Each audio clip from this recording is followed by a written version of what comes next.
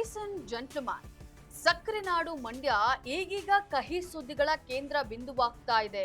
ಜಿಲ್ಲೆಯಲ್ಲಿ ಬಾಲ ಗರ್ಭಿಣಿಯರ ಸಂಖ್ಯೆ ಗಣನೀಯವಾಗಿ ಏರಿಕೆ ಕಾಣ್ತಲೇ ಇದೆ. ಹಾಗೆ ಭ್ರೂಣ ಹತ್ಯೆ ದಂಧೆ ಕೂಡ ಯಾವುದೇ ಅಡೆತಡೆ ಇಲ್ಲದೆ ನಡೀತಾ ಇದೆ. ಹಾಗೇನೆ ಇಂತಹ ಭ್ರೂಣ ಹತ್ಯೆ ಮಾಡುವಂತಹ ವೈದ್ಯರ ವಿರುದ್ಧ ಕ್ರಮ ಕೈಗೊಳ್ಳಬೇಕಾದಂತಹ ಅಲ್ಲಿನ ಶಾಸಕರೇ ಈಗ ವೈದ್ಯರ ಪರ ಬ್ಯಾಟ್ ಬೀಸ್ತಾ ಇದ್ದಾರೆ. ಇದರ ಜೊತೆಗೆ ಬಾಲ ಕಾರ್ಮಿಕರ ಸಂಖ್ಯೆ ಕೂಡ ಹೆಚ್ಚಾಗ್ತಾ ಇದೆ. ಆಟ ಆಡುವ ವಯಸ್ಸಿನಲ್ಲಿ ಮಕ್ಕಳು ಕಾರ್ಮಿಕರಾಗ್ತಾ ಇದ್ದಾರೆ. ಏನಾಗ್ತಾ ಇದೆ ಮಂಡ್ಯದಲ್ಲಿ, ಇದೆಲ್ಲದರ ಬಗ್ಗೆ ಅಪ್ಡೇಟ್ ಅನ್ನ ಕೊಡ್ತಾ ಹೋಗ್ತೀನಿ. ನೆಲ ಜಲ ಭಾಷೆಗಾಗಿ ಪ್ರಾಮಾಣಿಕ ಪತ್ರಿಕೋದ್ಯಮ. ನೀವು ನೋಡ್ತಾ ಇದ್ದೀರಾ ಫೋಕಸ್ ಟಿವಿ. ನಾನು ಪವಿತ್ರ.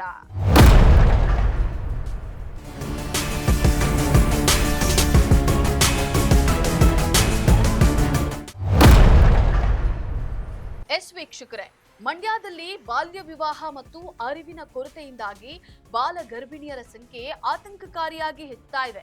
ಇದನ್ನೇ ಬಂಡವಾಳ ಮಾಡಿಕೊಂಡಿರುವಂತಹ ಕೆಲವು ಖಾಸಗಿ ಆಸ್ಪತ್ರೆಗಳು ಹಾಗೂ ಸ್ಕ್ಯಾನಿಂಗ್ ಸೆಂಟರ್ಗಳು ಗರ್ಭಪಾತ ದಂಧೆಗೆ ಇಳಿದಿವೆ. ಇತ್ತೀಚೆಗೆ ನಡೆದಂತಹ ದಾಳಿಗಳಲ್ಲಿ ಭ್ರೂಣ ಹತ್ಯೆ ಪ್ರಕರಣಗಳು ಬೆಳಕಿಗೆ ಬಂದಿದ್ರೂ ಕೂಡ ತನಿಖೆ ಮಾತ್ರ ನಿಧಾನಗತಿಯಲ್ಲಿ ಸಾಗ್ತಾ ಇದೆ.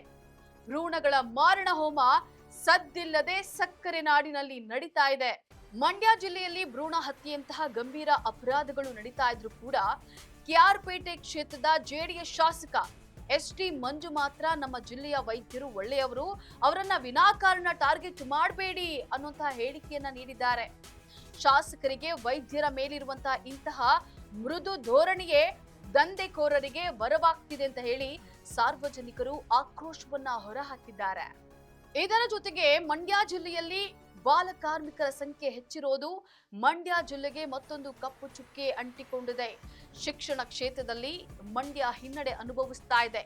ಬಡತನ ಮತ್ತು ಪೋಷಕರ ಅಜ್ಞಾನದಿಂದಾಗಿ ಶಾಲೆಯಲ್ಲಿ ಇರಬೇಕಾದಂತಹ ಮಕ್ಕಳು ಇಂದು ಹೋಟೆಲ್, ಗ್ಯಾರೇಜ್ ಮತ್ತು ಕೃಷಿ ಕೆಲಸಗಳಲ್ಲಿ ಕಾಣಿಸಿಕೊಳ್ತಾ ಇದ್ದಾರೆ. ಬಾಲ ಕಾರ್ಮಿಕರ ಸಂಖ್ಯೆ ದಿನದಿಂದ ದಿನಕ್ಕೆ ಏರ್ತಾ ಇದ್ರೂ ಕೂಡ ಕಾರ್ಮಿಕ ಇಲಾಖೆ ಮಾತ್ರ ಕಣ್ಣು ಮುಚ್ಚಿ ಕುಳಿತಿದೆ.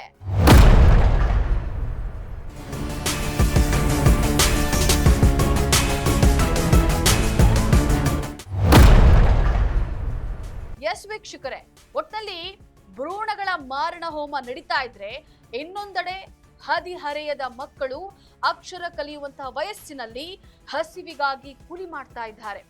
ಇಷ್ಟೆಲ್ಲ ಅಕ್ರಮಗಳು ಕಣ್ಣೆದುರೇ ನಡೀತಾ ಇದ್ರು ಕೂಡ ವೈದ್ಯರ ಬೆನ್ನಿಗೆ ನಿಲ್ಲುವಂತಹ ಶಾಸಕರು ಮತ್ತು ನಿರ್ಲಕ್ಷ್ಯ ತೋರುವಂತಹ ಅಧಿಕಾರಿಗಳು ಇನ್ನಾದ್ರೂ ಎಚ್ಚೆತ್ತುಕೊಳ್ತಾರಾ? ಸಕ್ಕರೆ ನಾಡಿನ ಈ ಕಹಿ ಸತ್ಯಕ್ಕೆ ಮುಕ್ತಿ ಸಿಗೋದು ಯಾವಾಗ ಅನ್ನೋದನ್ನ ಕಾದು ನೋಡ್ಬೇಕಿದೆ. ವೀಕ್ಷಕರೇ, ಇದಾಗಿತ್ತು ಈ ಹೊತ್ತಿನ ಅಪ್ಡೇಟ್. ನೆಲ ಜಲ ಭಾಷೆಗಾಗಿ ನೋಡ್ತಾ ಇರಿ ಫೋಕಸ್ ಟಿವಿ.